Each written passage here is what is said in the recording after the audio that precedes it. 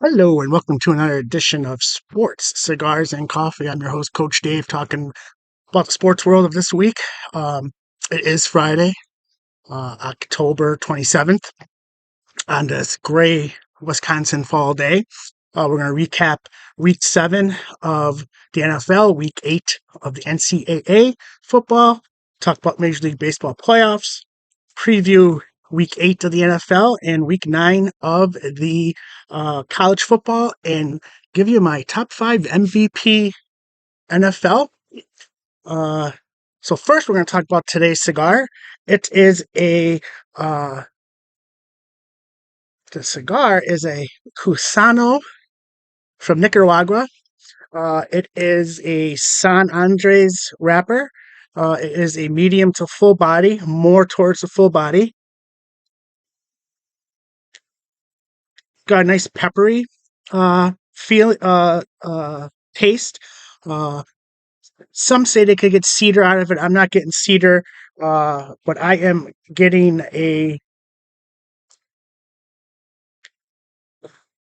I'm getting more of the pepper, which is good on this. This is a perfect cigar for a 34-degree day or 40-degree day or whatever we're at here in Wisconsin.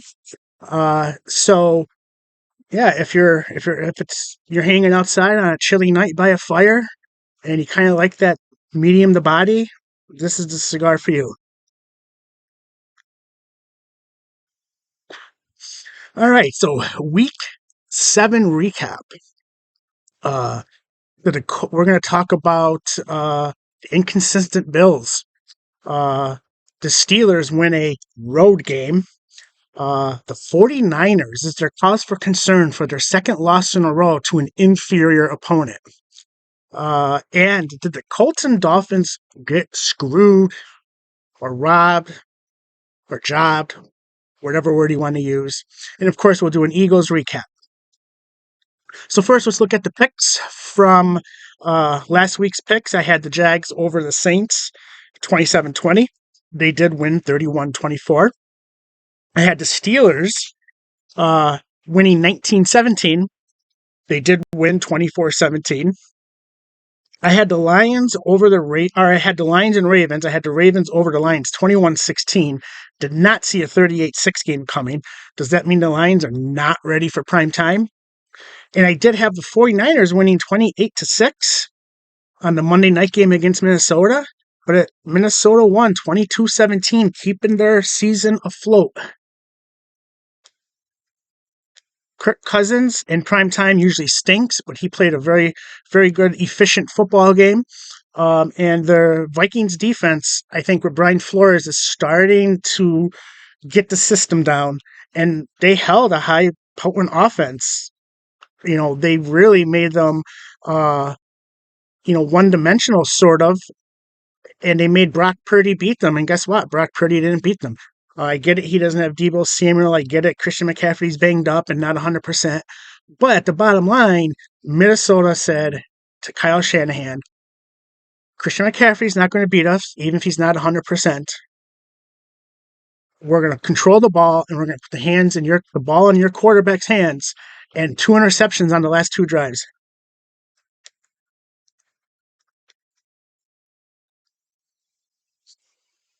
The Bills, I can't figure out. I don't know who the Bills are. They win. They look like a Super Bowl team, and then they lose. Then they beat they crush the Dolphins, look like a Super Bowl team. Then they struggle with the Giants. Then they lose to the Patriots. I don't know what to make of them. Um, I honestly don't know what to make of them. You can't have win, loss, win, loss, win, loss. And they should have lost the Giants game. Let's just be honest. They should have lost the Giants game. So I don't know what to make of the Bills. I don't know. Are they a good team that's just in a lull right now? Are they a team? This is who they are. They're not really as good as people think. They have Josh Allen and Stephon Diggs, and that's it. Their defense isn't as good as everyone thought it would be. Yes, they played well against Miami, but against the Patriots, they didn't play well against the Patriots. So I really don't know what to make of this team. So it's going to be interesting to see how their season plays out.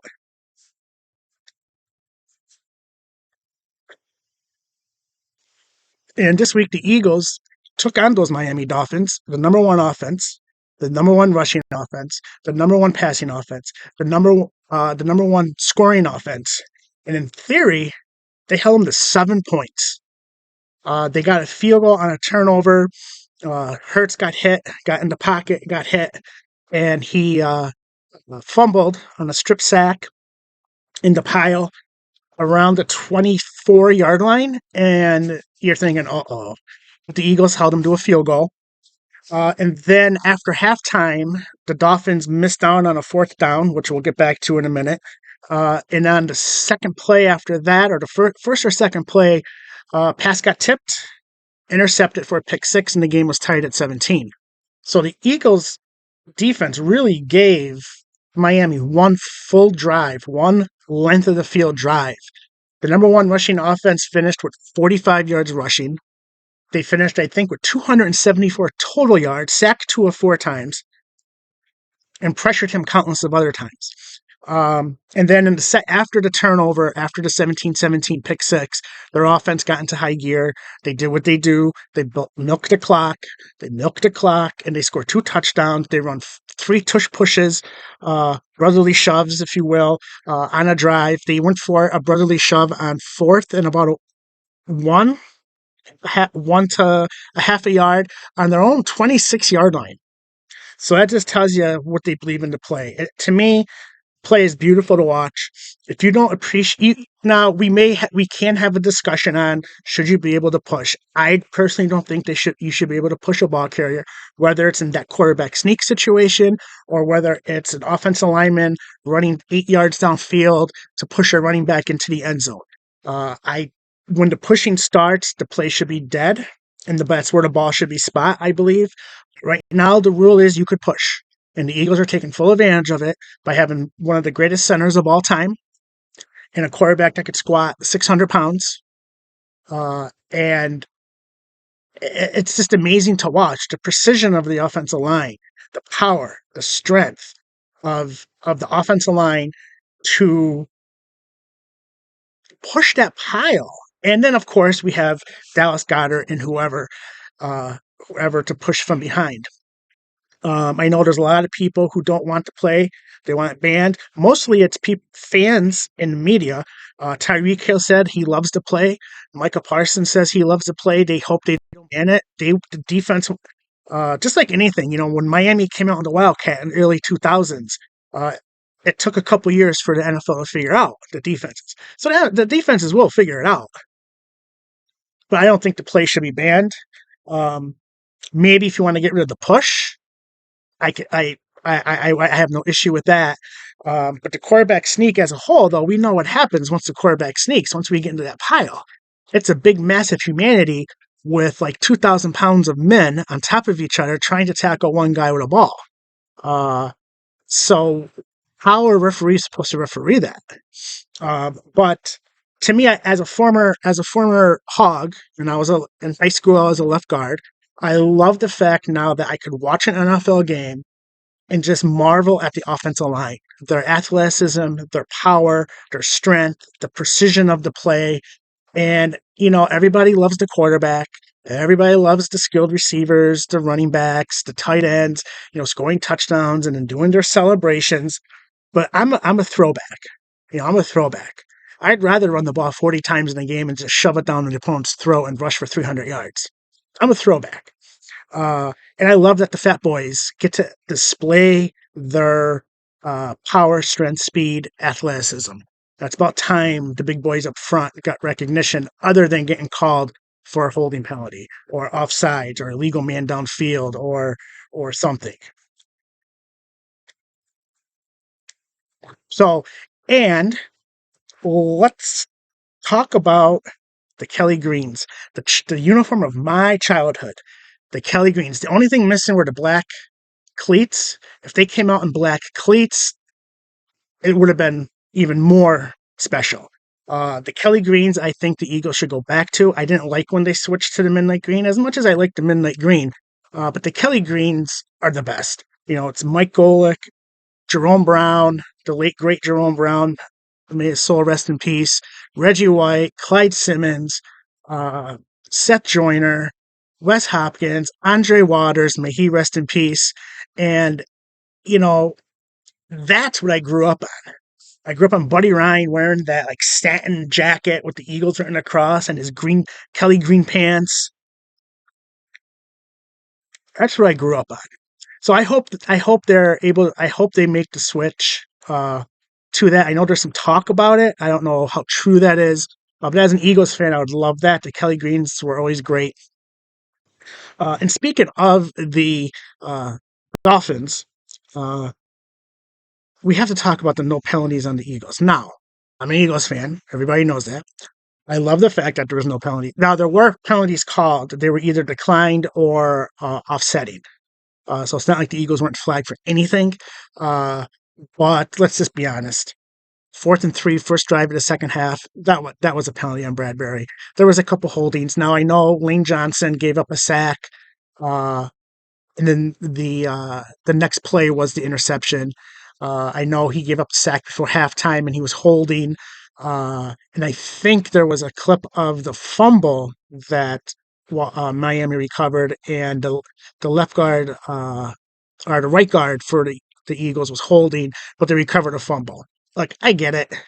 Uh, I don't know what some of these referees are looking at. Um, the pass interference on Slay's interception. Now, Terry McCauley, the rules analyst, thought it was simultaneous when Slay touched the ball to the contact of the receiver. I don't know. That one was bang bang, but let's just be honest. The Eagles did benefit. The Eagles did benefit. As a fan, I'm going to take it. I'm going to take the win, and we're going to move on to Washington. But the NFL can't have that. And what happened in Indianapolis? The Colts. That is just ridiculous.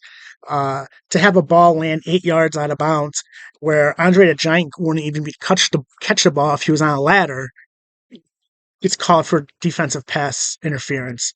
Uh, Now, I understand the human element of referees. They're going to miss calls. I get it. But when you're standing right there, staring at it, you can't miss it. You can't miss it. And these quarterback roughing the quarterback penalties, like Jalen benefited. The guy the guy barely touched him. Jalen fell, got the call. I get it. You can't hit a quarterback after he throws the ball, but that wasn't malicious. There was no intent. Um, I really think the quarterbacks are overprotected. I mean, I get you want to protect them because when they're throwing, they're in a vulnerable position. But we need to have some common sense. There needs to be a fine line of just playing good defense to uh, a penalty. Because what are these defenders supposed to do? You can't hit the quarterback in the head. You can't hit him in the knees. And then, you can't hit them like usually they give you 2 steps. As the quarterback is releasing, they give you 2 steps. But even that sometimes uh, called correctly. I've seen some people say that in under 5 minutes of the game, in under 2 minutes of the first half, the roughing the quarterbacks should be reviewable, not by the coaches, but by the booth. That's interesting. That's very interesting because some of these pass interference calls some of these quarterback roughing the passer calls are horrendous. Now, we had that experiment when the Saints cried all off season for not getting the pass interference call that they should have got in the NFC Championship game against the Rams. We had that period where you could challenge pass interference, and that turned out to be a joke. I don't think you put a play like pass interference or roughing the passer in the hands of the coaches or the team. I think you put that in the hands of the referee, the review booth, the referee that's in the review booth. What do you think? How can we mandate protecting the quarterback in that throwing vulnerable position while we're still playing football and the quarterback gets hit? What do you think? What do you think is the problem with the referees? Like I said, referees are going to miss things. It happens. They're going to miss call. Or if they let it go and they let it go for both teams and they don't call any, that's fine. I have no issue with that either. I mean, if they're going to let the offensive lineman hold, I have no issue with that. If they're going to allow the defensive back and wide receiver to be physical with each other, I have no issue with that. It's when they choose to call the penalty that's what bothers me. But I'm not a referee. I'm not the head of officials. So what do you guys think? Do you think there's a way to mandate this? Should referees be full time where they have proper training during the week? Because they all have regular 9 to 5 jobs. So should they be full time and they're watching film of their previous games and seeing what they called and didn't call? Uh, a lot of people have said that.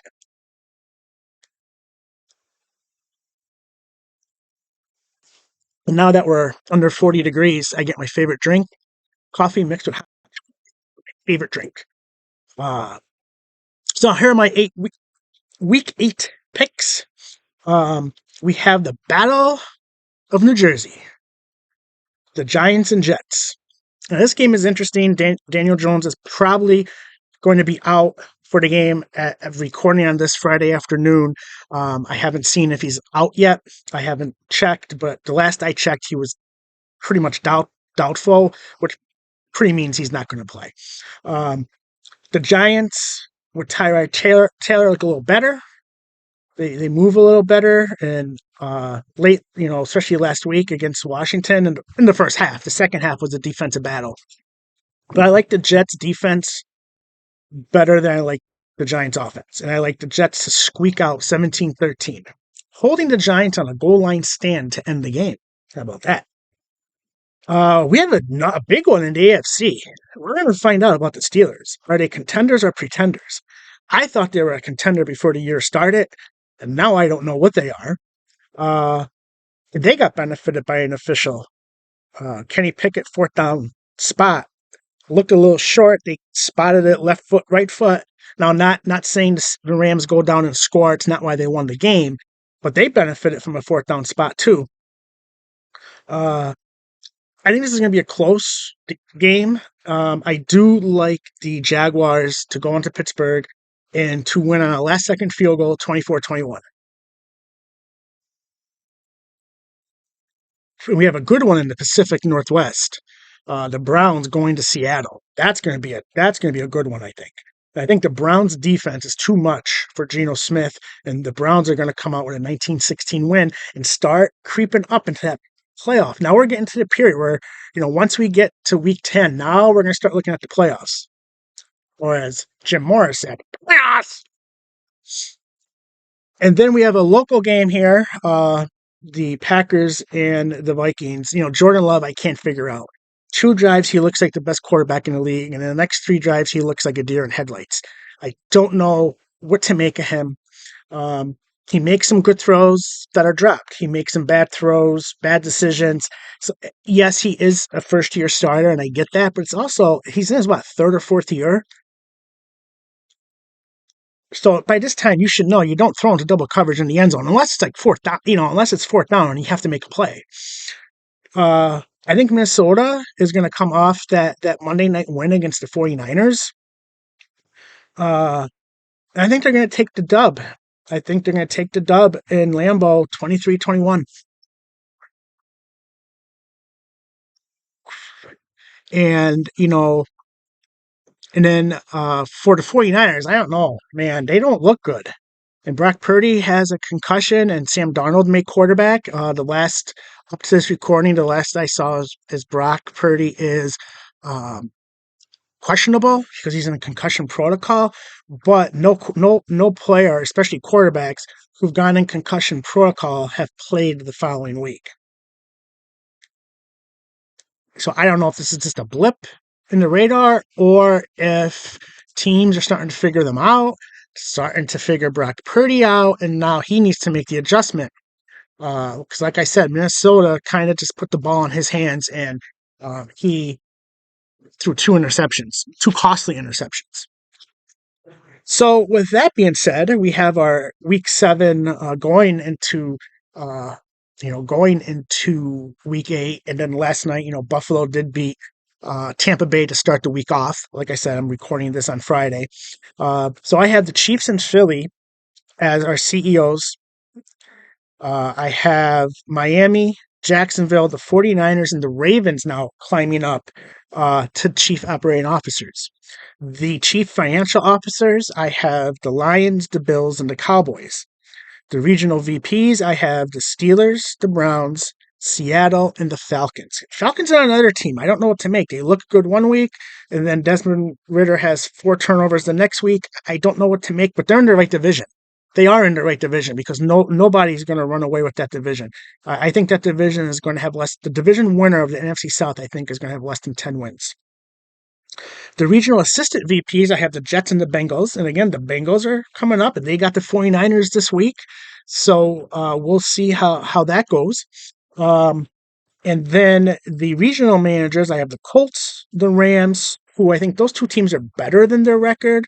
They just had some tough situations. The Texans, who again, I don't know. CJ Stroud, they have, they don't have a losing record. Again, the AFC South.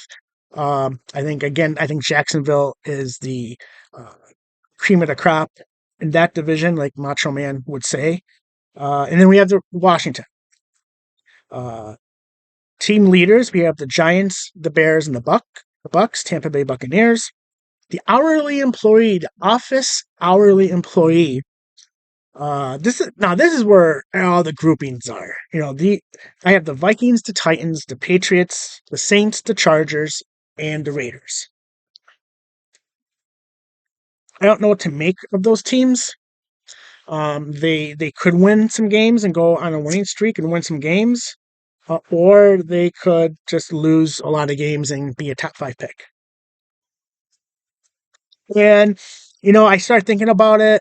I changed the last category, bathroom attendants. I thought that maybe was a slap in the face to the people who are bathroom attendants. They do work hard in the bathroom. So I changed it to unpaid interns. And they are the Panthers, the Cardinals, the Raiders, and right now the Packers. If you lose to the Broncos, you are an unpaid intern. I'm sorry. I think the Broncos are the second or third worst team in the league. I think that you shouldn't lose to them, whether the game is played in Lambeau, Denver, a gravel parking lot at Walmart in Buzzards Breath, Wyoming. You shouldn't lose to the Broncos. So right now, my MVPs going into this week, number 5, TJ Watt, because again, without him, the Steelers don't win. Number 4, making his first appearance in the top 5, A.J. Brown. Right now, he's the best receiver in football. He's on a streak of 125 more yards rushing or receiving. I think it's 5 or 6 games. Will he get that tomorrow on our Sunday, against the Commanders? Number 3, Christian McCaffrey. Number 2, Tua, and number 1, Patrick Mahomes. Let's just be honest right now. As long as Patrick Mahomes is on the field, as long as Kansas City is winning, he's going to be in the top 5 discussion. So those are my MVPs. Who do you think is the MVP of the NFL right now? And who do you think is the defensive player of the year? I think TJ Watt is the defensive player of the year right now, slightly over Myles Garrett. Bosa's not doing much of anything. Parsons kind of slowed down. So I think it's TJ Watt and is the leader right now for the defensive player of the year. Who do you think? All right, let's get on to college. And wow, what a horrible Saturday.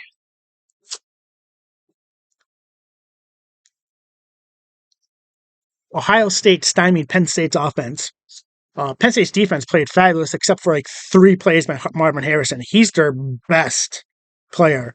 And with the fall of Caleb Williams, I think he should be the Heisman winner.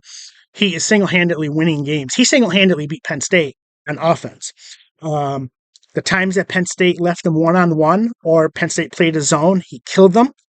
And the times that they kind of were getting to McCord or they double-teamed him, but he made plays. That's what great players do. They don't make great plays all the time.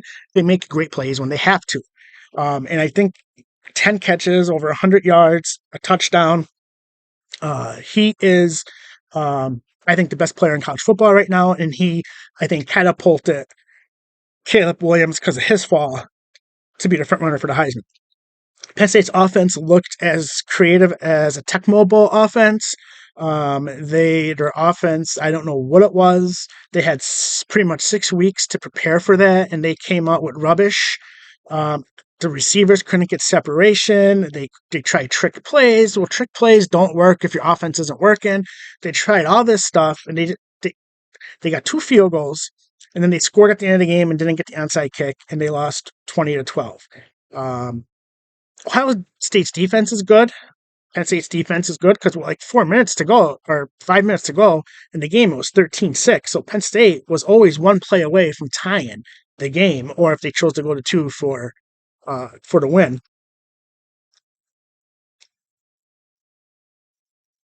So disappointed in Penn State's offensive production. Hopefully, Penn State can bounce back this week against Indiana at home. Alabama, they just keep winning. Tennessee gets on top early, and then Tennessee gets on top, and then Alabama just keeps winning. These teams better put Alabama away because if they don't, they're going to be in the playoffs. They just win. And you didn't think that after Texas beat Alabama, you thought that Alabama was going to go away? No, no, no, no, no. No, no, no, no, no. Then we had a big fourth quarter. It was 20-17 going into the fourth quarter. Duke was beating Florida State, and Florida State scored 21 points in the fourth quarter to win 38-20. Again, they do what great teams do. They rise to the occasion. Uh, Again, USC lost again. Utah took them down 34-32. So USC is, officially, eliminated from the playoffs. USC, I don't know what happened to them. I knew that their defense wasn't strong, but I didn't realize it was softer than melted butter. And Caleb Williams has just fallen out of the Heisman watch. He's not playing well, even though he's putting up some good numbers. He's just not. He's not himself. I don't know if he's distracted by all the NFL talk and the wanting ownership talk and all this stuff. So I don't know what he could do right now. So then we have Michigan pounds Michigan State, 49-0. Now, usually this game is a rivalry game. It's usually close. It's usually a hard-fought game, but Michigan just blew away Michigan State, who's having a tough year. Which brings me to, what do you think of the Michigan cheating scandal? When this first came out, I didn't think anything of it. I'm like, well, teams should change their signs. I mean, game to game, you should change something. Well, the more that comes out, the more stories that come out that other coaches told TCU that Michigan has an intricate cheating system. And TCU was brilliant. They used the signs that Michigan would look at, but they changed the plays for those signs, which I thought was brilliant. Coaches tipped off TCU. Now it's coming out that this guy who was, this guy who's in the military had this like manifesto on how to bring Michigan back, and he would have games. He would buy tickets for games on each 50-yard line, so they could see the coaches and record them.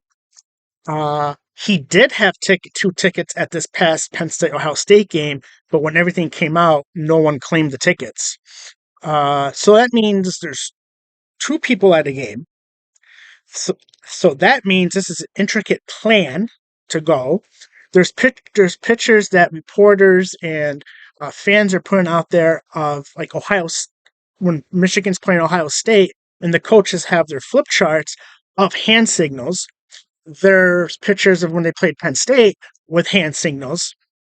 And a couple years ago, I think it was 2 years ago, Penn State played a hard-fought game. Michigan scored late to win 21-17. But on Penn State's first drive, Penn State tried a fake field goal inside the 10-yard line. And Michigan, now that I think back on it and I rewatched the play, I rewatched it. Right before the ball snapped, you could see some Michigan defenders kind of move. And instead of doing a normal field goal block, they actually played defense. Now, did Penn State tip it off? Did they tip it off before the ball was snapped? That I don't know, but it certainly looked like they knew the fake field goal was coming. And I get that you still have to snap the ball, you still have to play, you still have to beat your man. I get all that. Now, if you're at a game and you're watching across the sidelines at a game and you pick something up, that's okay. I have no issue with that. I have no issue at all with that. If the coaches are lazy and they're allowing their signs to get stolen while the game is going on, it's the recording, it's the premeditated, it's going back to your facilities and watching the coaches and trying to decipher what they're doing. Now, there may be rules about recording. I think that's the main issue. And to me, this looks premeditated. I'm sorry. I think I know in the grand scheme of things, you're still not guaranteed to win. You're still not guaranteed to stop the play from happening. But if you know if it's coming, you have a better shot of either stopping the play on defense or scoring a touchdown on offense. Kind of like Houston with the garbage can. Yes, you may know an off-speed pitch is coming. You may know a slider is coming. You may know a sweeper is coming. You may know a cut fastball is coming. You may know a forkball is coming. You may know a changeup is coming. But it doesn't necessarily mean you're still going to get a hit. But knowing what's coming and preparing for it and having a game plan in that time between the pitcher throws the ball, you have enough time to have a game plan in your head. You have a split second to say, here comes the changeup. If it's low and away, I'm going to go to right field with it. If it's low, if it stays inside, I'm going to let it go. If it stays up, if it's high, I'm going to let it fly. If it's low, I'm going to let it go. And again, it doesn't mean you're going to square up the ball and hit it. It's the premeditation that I have a problem with. And I'm surprised the Big Ten hasn't come out and said anything. I'm surprised that the Big Ten hasn't put Michigan on notice. I'm surprised that Jim Harbaugh is still allowed to coach right now. Because to me, when something is this intricate, the coaches are involved. It's not just one rogue guy that wants to save the program. So it's going to be interesting to see what happens. I don't know what's going to happen. Michigan is good. I don't think they need to cheat. I know Michigan's good. They're number 1 or 2 without cheating. So it's going to be interesting to see what happens if this affects their playoff at all, especially if they lose a game. If something happens, like if Ohio State beats Penn State beats Michigan, and then Michigan beats Ohio State, and they all have one loss, is that going to affect them for the playoffs? I don't know. The NCAA seems to change rules every year about this stuff. So Michigan, it's like the old adage that Jerry Tarkanian used to say. The NCAA's mad at UNLV, but because we make the NCAA money, they're going to put Fresno State on probation. So, I don't know. It's going to be interesting to see how this plays out. We got week 9. We got some good matchups in week 9. We got the largest cocktail party, Georgia and Florida. We have Oregon and Utah going at it. Ohio State at Wisconsin. That's going to be an interesting game because Wisconsin they're that kind of team that kind of hangs around in games. Is Ohio State going to have a letdown? Because a lot of times the game after a Penn State game, Ohio State has that dip. It happened a few years ago when they beat Penn State on an emotional night in Happy Valley. They came back they were down 26-14. They won 27-26. And then I think it was the next week, or they may have had the bye and then went to Purdue. And that's when Purdue waxed them like 52-20. We have Duke and Louisville for some ACC positioning. And then we have Penn State and Indiana. Hopefully Penn State can get on the winning track. They got 2 games to figure things out before Michigan. They play Indiana this week, and then next weekend they're at Maryland. And then it is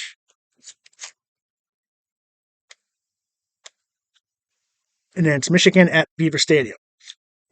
So my top 10 this week for the college football rankings. Number 1, I'm still going with Michigan because I just want to see how this plays out. I don't want to judge anybody or come up with a conclusion before I have all the information. So I am going to give Michigan the benefit of the doubt for due process. So Michigan number 1, Georgia number 2, Ohio State 3, Florida State 4, Washington 5, Oklahoma 6, Texas 7, Alabama 8, Oregon 9, and Penn State 10. My next 2 looking in, Utah and Ole Miss. So what do you think? That top 10 look good? Marvin Harrison for Heisman. Do you agree with that? Uh, and then we have the Major League Baseball playoffs tonight as game 1 of the World Series. Um, the Texas Rangers, who are good all year, um, taking on the Arizona Diamondbacks. Now, let's put this in perspective. The Arizona Diamondbacks had 2 more wins than the New York Yankees, and they're now playing for the World Series. The Phillies, there's no other way to cut it. Sorry, Philly fans, they choked. They got up 2-0. They went to Arizona, took 2 out of 3, came back home. They had 2 chances at home to win, and they blew it. They choked. There's no other way around it. Their bats went silent. Their hands got tight. They choked. And that you can't deny that.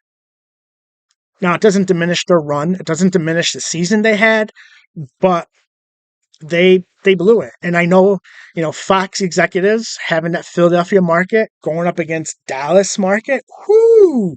You would have had the Eagles and Cowboys playing the same week as the Phillies and Texas in the World Series.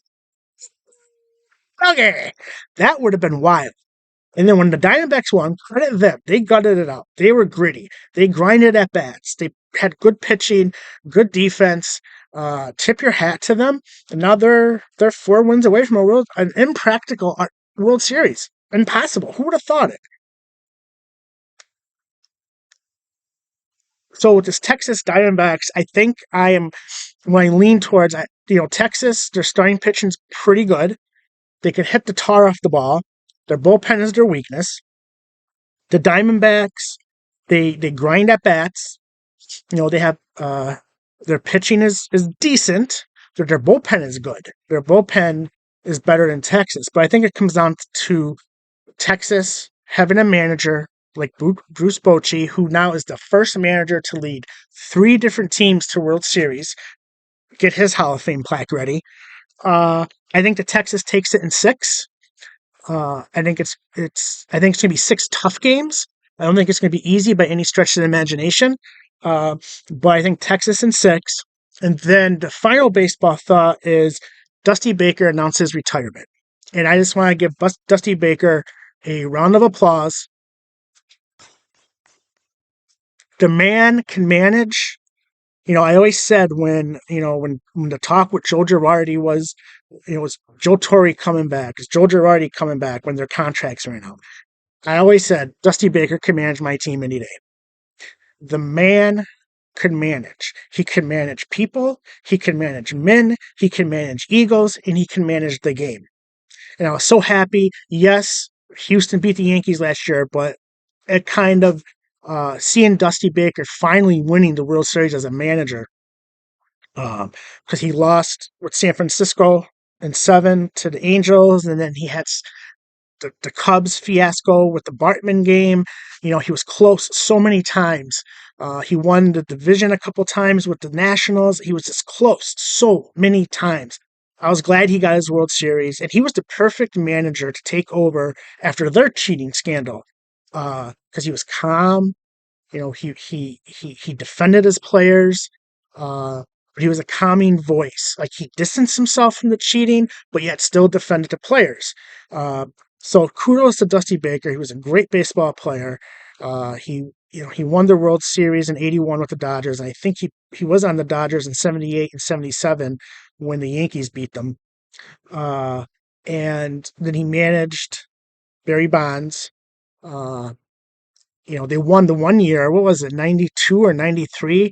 The Giants won like 103 games, but they didn't win the division because the Braves beat them on the last day of the year when the Braves won the NL West before the realignment. So kudos to Dusty Baker. You deserve a nice retirement. And, he, as a manager, I think he should be in the Hall of Fame. As a player, I thought he was a borderline player. for a Hall of Fame, but I think him as manager has just solidified my thought that Dusty Baker is a Hall of Famer. So what do you think? Who do you think is going to win the World Series? What do you think about the Phillies collapse? My college top 10. My Heisman frontrunner. My NFL tier. My MVP rankings. What do you think? What do you think of the officials in the NFL? What do you think about these throwback uniforms that the NFL, Seattle's wearing their old school 80s uniforms this weekend? I think the Dolphins are as well. So you have all these teams wearing throwbacks. What's your favorite? Of course, I'm biased. Mine's the Kelly Green. But what's your favorite? Comment below, like, subscribe, share with your friends. Let's keep this conversation going and have a great weekend. Enjoy the fall weather. Go State. Go Eagles. Arrivederci.